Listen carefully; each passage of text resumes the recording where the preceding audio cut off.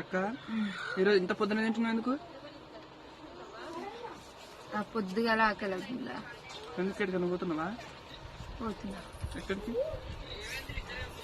ఎక్కడికో చెప్పాలి. దేని గురించి?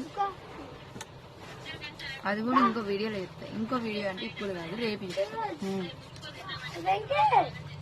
రేపటిదాకా వెయిట్ చేయవలసిందే. మీరు అందరు అన్నం తిన్నారా లేదా కామెంట్ పెట్టండి. కూర ఎట్టుంది మరి? బాగుందా? చాలా బాగుందా? నార్మల్ బాగుంది. యావరేజ్ నాకైతే సూపర్ ఉంది.